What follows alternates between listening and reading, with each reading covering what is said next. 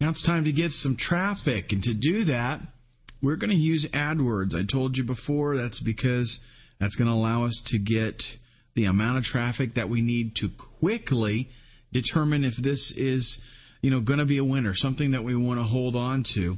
Here is our main 4 modules, and now we're at the end. We've already picked our product. We've done our research. We've picked our test product, done our research, even got our website up, and we're all ready to go. We could be making money right now. And as a matter of fact, we could be making money in just a few hours because we can set up an AdWords account, get our campaigns live, and start generating traffic right away. So that's where we're at here. The last module, traffic with AdWords. And the reason that we're doing AdWords again is because we're still at really a test phase. Before we move on to some of the other traffic generation methods, we've got to find out as quickly as possible, is this a winner? Did we pick a good product to promote? And AdWords is going to be the easiest way for us to figure that out in the quickest amount of time. Here is the basic overview. This is a very simplistic view of it. Obviously, there's a lot more involved in here. And we are going to be, touching on these different elements.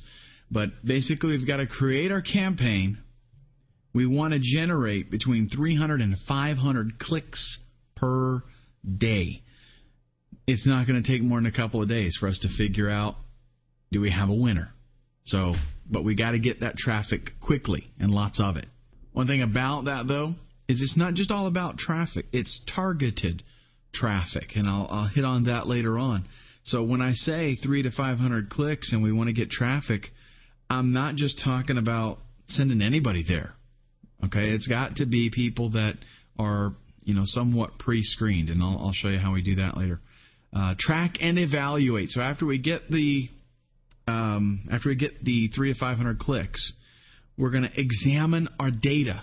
And this is where the tracking comes in that we were setting up earlier. And we've got to evaluate to see which keywords are working, which keywords are possibly converting, which ones are not. And that helps us to know where we're at in the campaign so that you've got a competitive edge. You know where to cut your losses. But basically, at this phase, we know, and we can pick our winners and our losers. We know which product is absolutely not going to work, and we know which ones are at least a potential hopeful or definitely are working out really good for us. And really, it's my vision that you go through this, if you do your work right and it is a viable solution, there's a very good chance you're going to make a good bit of money right from the get-go. Okay, but remember, if we break even, that's actually fantastic because we can tweak it. It's worth the effort. We scale up the winners. So after we pick our winners, throw away the losers, then we're going to determine, okay, this product, product A, very good potential here. So I'm going to focus my effort on it, and I'm going to fine-tune the campaign so I find out which keywords are performing, which keywords are not performing, and obviously I want to put all my muscle toward the keywords that are performing. So we trim it down, make it a lean, mean, money-making machine, and then it's all about just managing your campaign from that point on. At the first 30 days, you're going to be babysitting this thing pretty frequent. Okay, but after about 60 days, then you just check on it maybe once a week, and after that 90 days, I just check up on my campaigns every once in a while when I just think about it after they're 90 days old. What is the goal? There are actually a few goals that we've got. One of the main ones is that this is a quick and easy test. I cannot stress enough, at this phase, we're still just testing this particular offer to see if it's going to be profitable. So we want to do that really fast. That's why I want those 300 to 500 clicks, and that's why I'm going to just let it run for a couple of days. If I get 1,000 clicks, even less than that sometimes, I can tell this is a winner or it's a loser. We would like to put each keyword in its own ad group.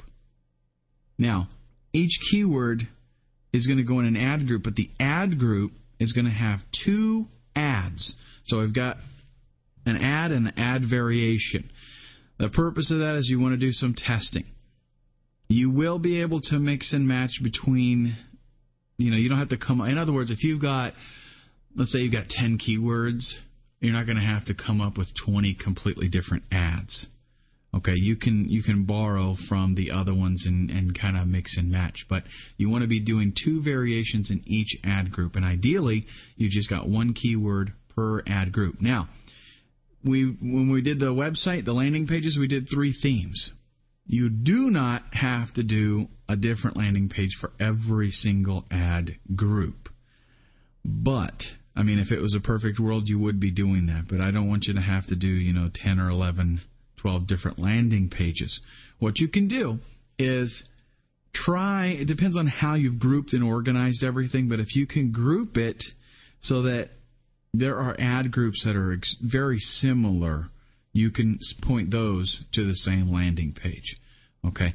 After you've got this going for a while, though, there's a really good chance that you're going to get down to about maybe 4 or 5 real high-performing keywords, and those are the ones that you're going to want to focus on. And yes, you definitely want to have a landing page for each high-performing keyword.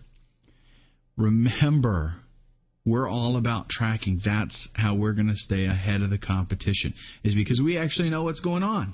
We know what's selling. We know where we're getting our traffic from. We know what keywords are sending us that traffic, and we know what keywords are converting. Right? How do we do that? By making sure that we pass the ID. Remember that ID that we set up? A for AdWords, and then we go 100, 200, 300 for each different keyword.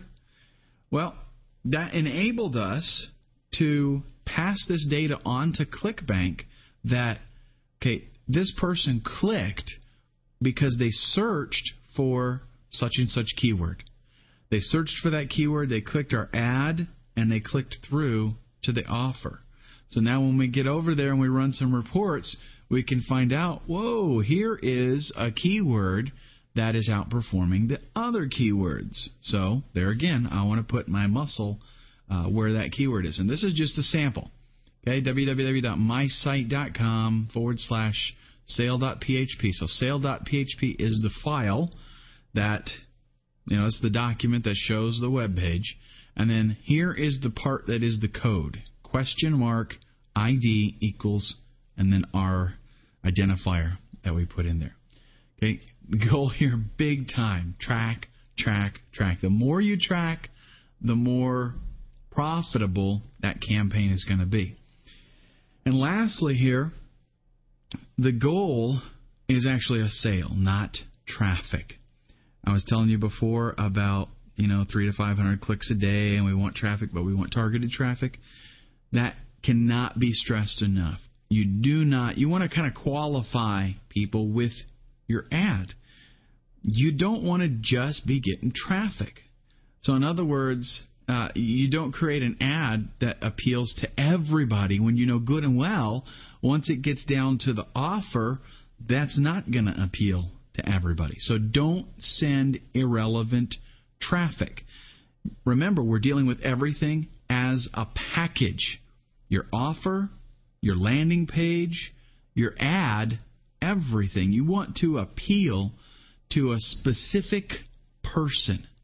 So everything has that focus from the very beginning. The first time that they're exposed to you through your ad, they get the same exact feeling all the way through. They've got the same picture from beginning to end.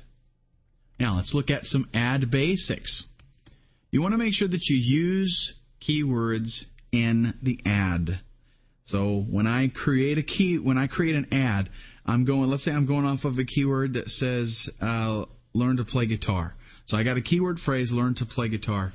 That's kind of a long one, but I'm going to try to incorporate it in the ad. And the reason that I do that is, number one, Google shows that ad is more relevant because it has the exact keyword that was searched for.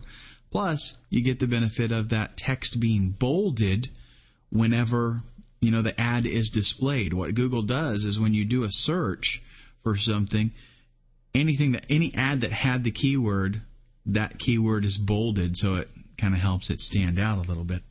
Dynamic insertion is lame. Don't use it. It does not help your quality score one bit, and we definitely want to focus on helping the quality score out, because that helps you get better positioning for less actual cost. Here's another trick. Put your keyword in front of the display URL, and that will look somewhat like this. If you're totally brand new to AdWords, let me explain something. You've got your display URL and you've got your destination URL. The display URL is what the people see when, let me go ahead and I'll pull up Google here.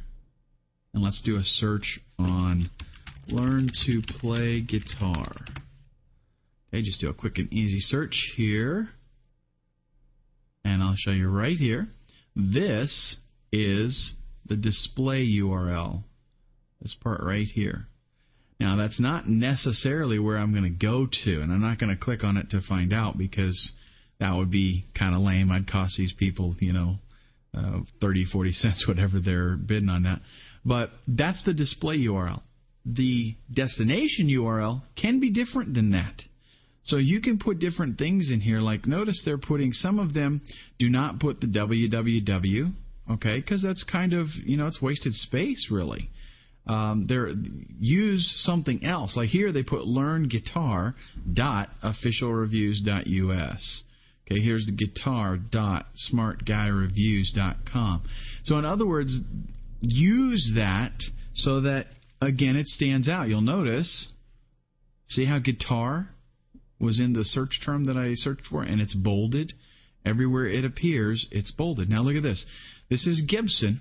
They are a huge brand name in guitars. They did not do that, though, in their display URL. It just shows Gibson.com. Now, they can probably get away with it because they're Gibson. But it would be better, really, if they would put the keywords that they're bidding on in that display URL. See how short that is? They're like wasting space there. The thing is, their marketers, no doubt, are taking advantage of the fact that they think their brand name is so powerful that it'll carry itself.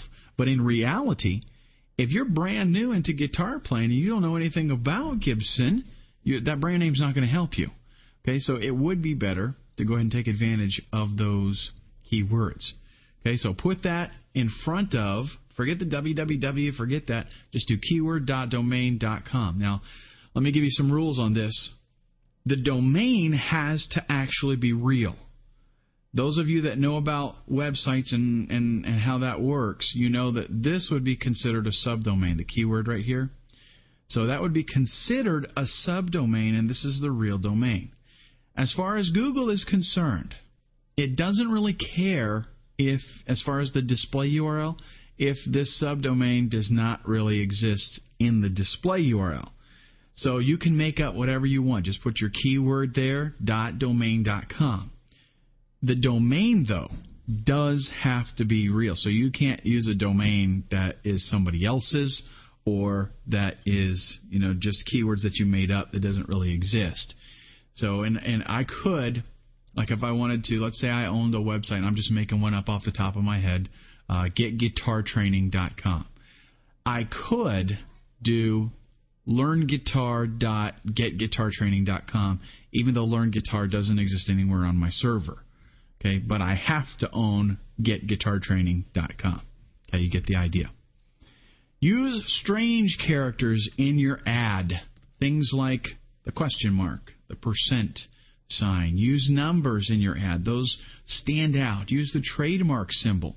The reason is, and there's not any examples of it really here except for the question mark. Well, and that's a good actually is a good example because there aren't any here.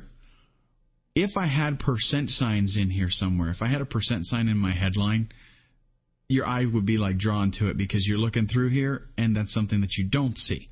You see all this text, learn, play guitar, learn, play guitar. How could I distinguish myself?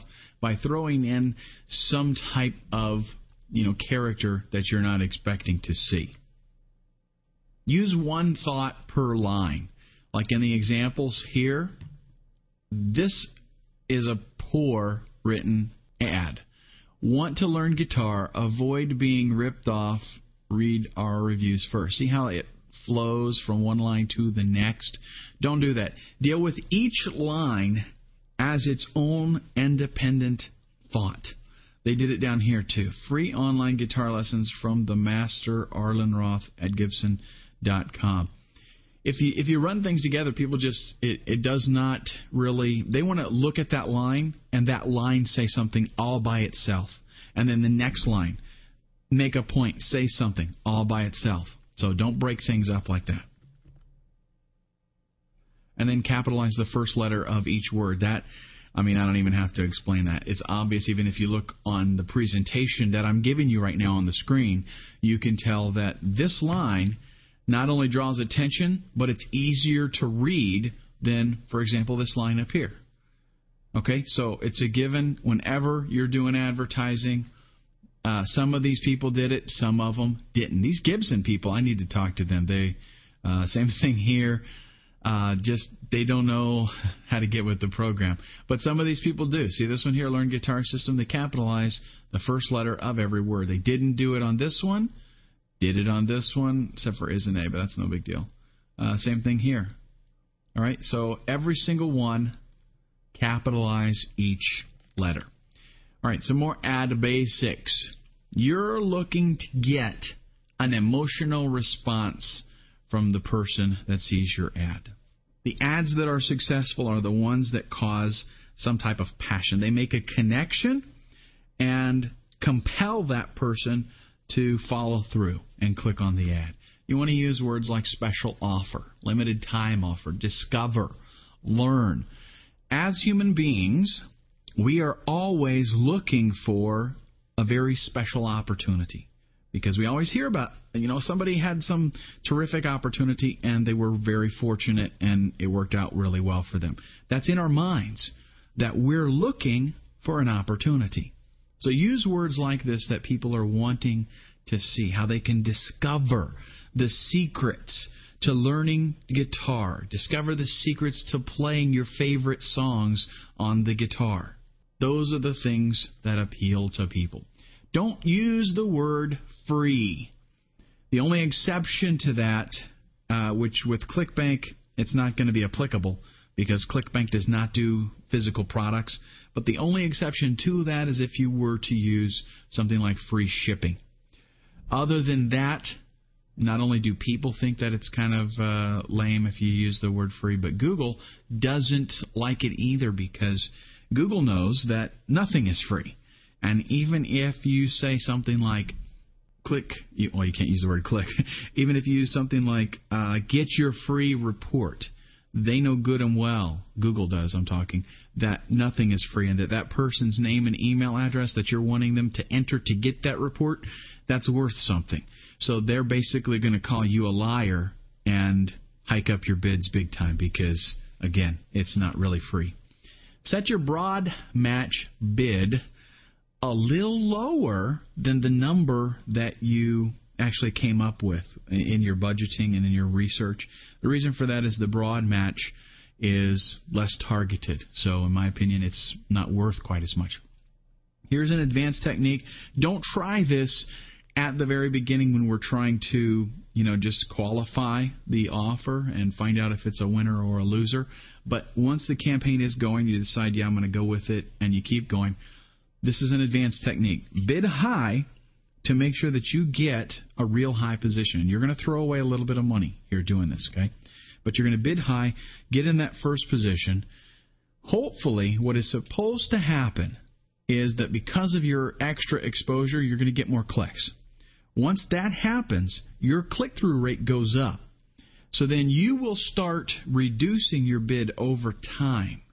Okay, slowly drop it, 3 or 4 cents, and let it run for a few days, drop it again, and just kind of back off until you see a change in the traffic that it's generating. But the reason that you're doing this is because once you get a real high click-through rate, Google's going to kind of be buddies with you anyway. So they're going to allow you to pay less, and because of your increased quality score and the fact that you have a high click-through rate, they're still going to show your ad up top. Because as far as Google's concerned, if you've got a higher click-through rate and you're bidding 25 cents, and Joe Blow down here has not a high click-through rate, and he's bidding 35 cents, Google says, hey, I'd rather go with you because chances are they're going to click on you than take the chance with Joe. So I'm going to put your ad up top anyway, even though you're bidding less than him. Okay, so that's an advanced technique. Now, we're going to go ahead in the next video and start dealing with some management stuff. I want to talk to you about how to, things like handling rejection when Google doesn't like your ad, what to do if they make changes, how you can, I even want to go over how you can determine if an offer, even though it doesn't seem to be performing, how do you make the determination of whether to go for it or to just forget it and move on? Okay, so I'll see you in the next video.